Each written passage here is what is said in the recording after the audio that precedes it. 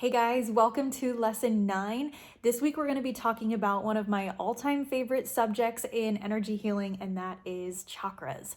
I am so excited to share this information with you. Chakras are something that really grabbed my attention early on in my spiritual healing journey, diving into all of this stuff. It was one of the first things that really grabbed me, and I'm so excited to get to share this information with you today. One thing I want to say is, so you probably have noticed that I pronounce it chakra instead of chakra. I don't care how you pronounce it. I don't think there's necessarily a right or wrong way. However, I followed a creator online she was from India. She was a chakra instructor, yoga instructor, and she said that the way we pronounce it, or the way it is meant to be pronounced, is chakra with a ch instead of a sh. And in working to decolonize my spiritual practice and my spiritual business, I am trying to do my best to make things as they should be, as they were meant to be, as they were created to be, instead of whitewashing everything. So that is one of the reasons that I say chakra instead of chakra. Again, doesn't matter to me how you say it, but that is how I choose to say it, and that is why. So let's jump right in. First, let's talk about what a chakra is. What even is this thing? I think sometimes we have a general understanding, or we know of the chakras, but we don't really know what they are, what they do, why they do it. So let's just dive in with some things here. I'm going to share with you some quotes from some really cool resources. I'll share their name in the book, but let's start with this is a quote from the book called Molecules of Emotion by Brian Seward. And he says, I believe subtle energy is kind of like a universal life force. I believe subtle energy is a kind of universal life force that flows to us from the divine. According to Eastern wisdom, everyone has an aura, a field of this energy surrounding the physical body and flowing through it as well, traveling along lines called meridians by the Chinese, or radiating out from the 7 body centers called chakras by the practitioners of yoga. Westerners even have a version of it in Christianity as the halo surrounding the crown of the head, often depicted on saints and angels in medieval art. But you don't have to be a saint or angel or yogi to acknowledge this subtle energy. It's in everyone and can be a force for healing. So in that quote, Brian Seward is saying that subtle energy is all around us, flows to us from the divine.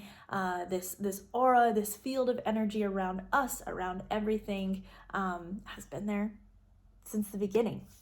So in the book Vibrational Medicine by Richard Gerber, who is a MD, he says a chakra is an energy center in the body, which is a step-down transformer for higher frequency subtle energies. The chakras process subtle energy and convert it into chemical, hormonal, and cellular changes in the body. And I really love that description of what a chakra is and how it works.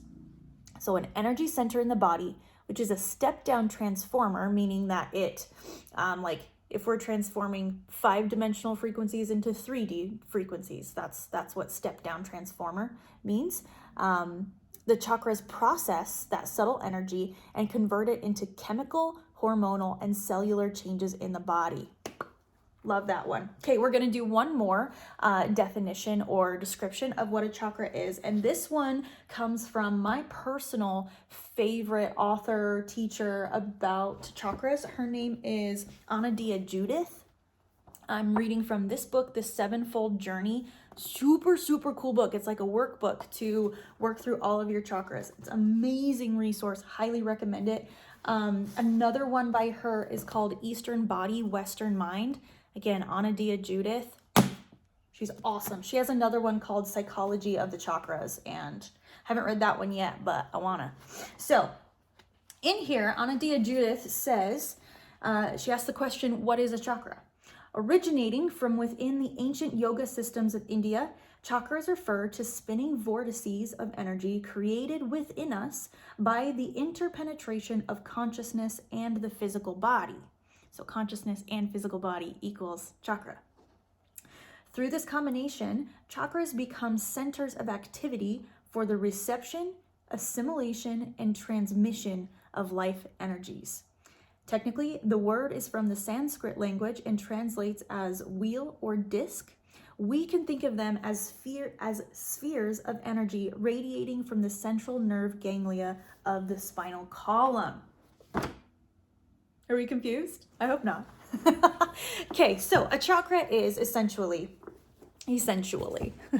a spinning vortex of energy within the body. And we have 7 main ones that run from the base of the spine to the top of the head, correlating with nerves, ganglia, the endocrine system.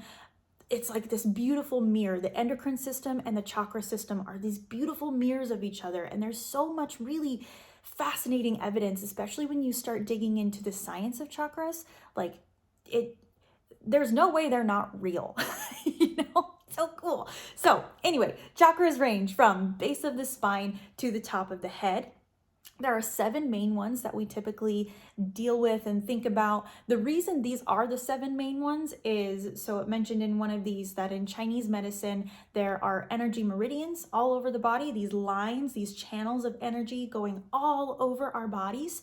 And the 7 main chakras, so a chakra happens, or a chakra exists anywhere there is an overlap or a cross of those energy meridians. And these 7 main ones that we talk about have the most intersections. It's like the most energy crosses at those places versus anywhere else in the body.